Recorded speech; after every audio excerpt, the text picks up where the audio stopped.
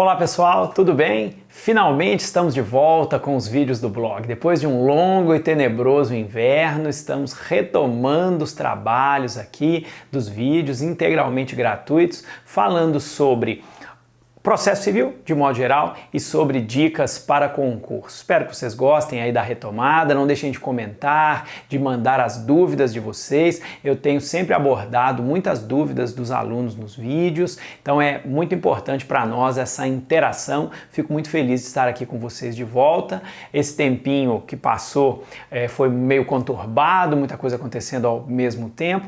Daqui a um tempinho eu tenho algumas novidades para contar para vocês aqui no blog, ainda não posso contar agora, mas vou contar um pouco mais adiante e tenho certeza que vocês vão gostar. Tivemos também o lançamento do Qual Ministro Eu Sou, tive a alegria de fazer várias palestras de lançamento do livro, espero que vocês tenham gostado, tenham recebido muitos feedbacks positivos sobre o livro, ainda vou fazer um vídeo falando um pouquinho sobre ele também.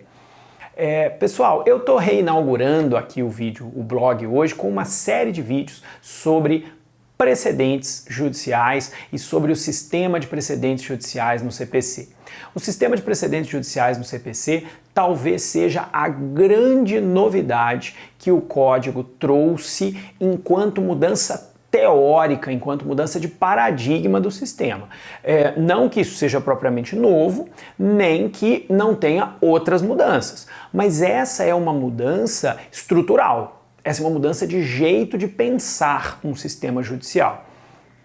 E eu quero conversar um pouco sobre isso com vocês.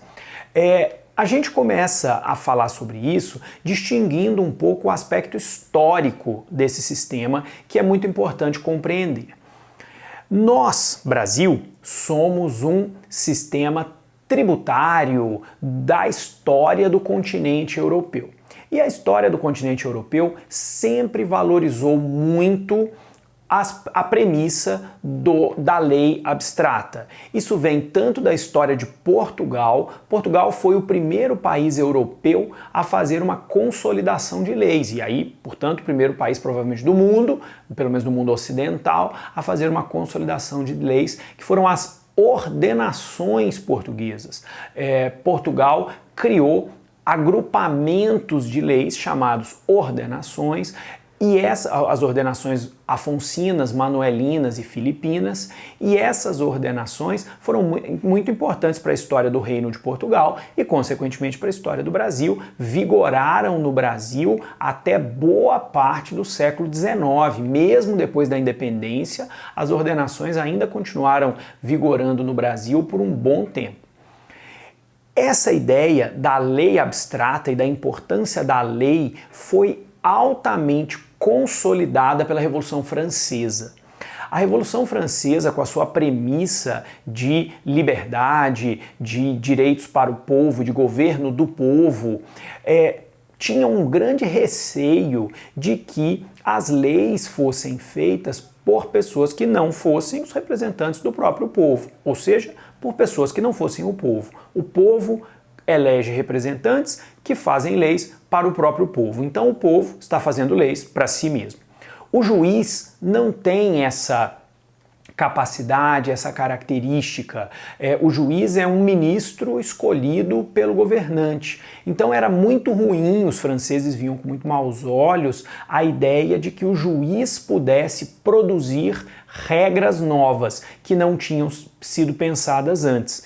Ninguém expressou isso de forma mais evidente que Montesquieu, no seu Espírito das Leis, ao dizer que o juiz deveria ser, num sistema de separação de poderes, a boca inanimada da lei e que, portanto, o poder judiciário era o mais fraquinho entre os três poderes, era o poder menos importante. Montesquieu chamou de poder nulo, porque ele não controla o exército, ele não controla as finanças públicas e ele não produz a lei. O executivo e o legislativo são muito mais importantes que o judiciário. Então, esse juiz, boca inanimada da lei, como diz Montesquieu, apenas aplicaria regras pré-definidas ao caso. Isso se opõe à história do governo do sistema jurídico inglês. No sistema jurídico inglês, nunca houve, pelas características históricas do país, essa preocupação em se separar tão rigidamente o papel do juiz do papel legislativo, e também nunca houve essa grande desconfiança com os juízes. Basta você pensar que até os anos 2000 a Inglaterra não tinha uma Suprema Corte composta de juízes. A Suprema Corte inglesa era composta pela Câmara dos Lordes. Alguns lordes da Câmara dos Lordes é que faziam o papel de Suprema Corte. Quer dizer, julgar e legislar sempre estiveram, na visão inglesa, imbricados, misturados na mesma função. Ao mesmo tempo que eu aplico a lei, eu crio a lei, aplico a lei.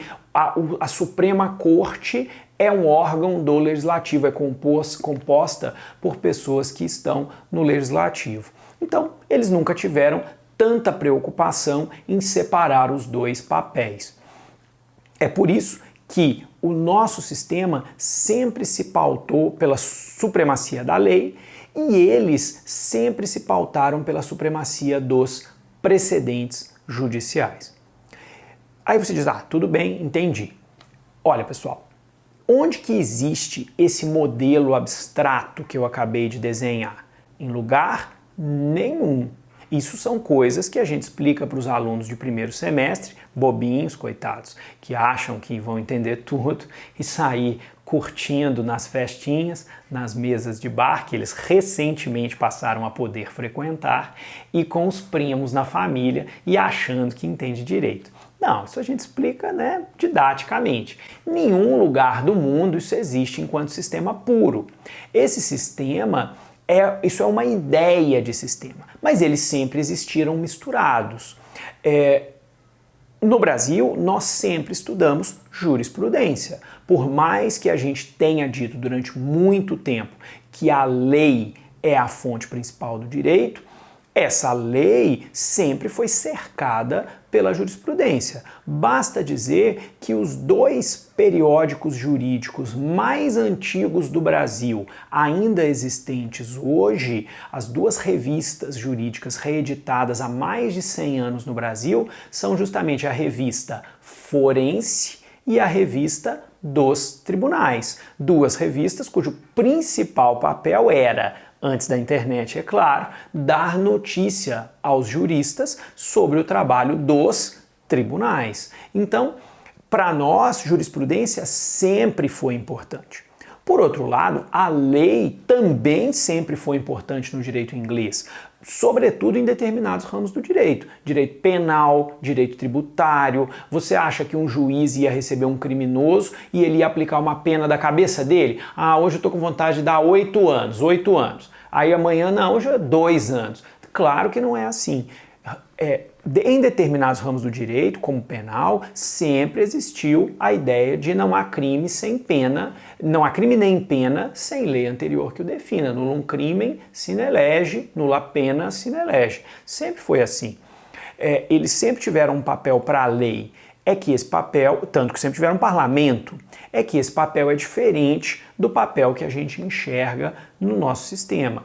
E lá se permite que o juiz crie normas para o caso antes que essas normas existam em abstrato. E aí você vai dizer, professor, mas então qual é a fonte principal do direito na Inglaterra? Se para nós é a lei, qual é a fonte principal do direito para eles? Isso tem uma dissidência entre duas linhas de pensamento no common law. Há quem diga que a fonte principal é o costume e que o juiz, ao aplicar a lei, ao aplicar o caso, ao decidir o caso, na verdade o juiz está positivando, concretizando o costume que pré-existe a ele. Então, a principal fonte do direito seria o costume.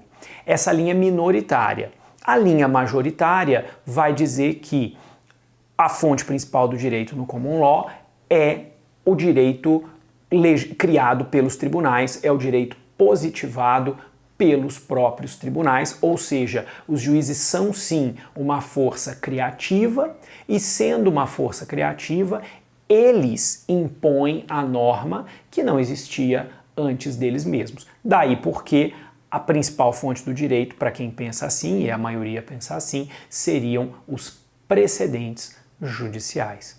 São esses que a gente vai estudar ao longo dessa pequena série de vídeos. Espero que você goste e venha comigo. Um abraço, até a próxima.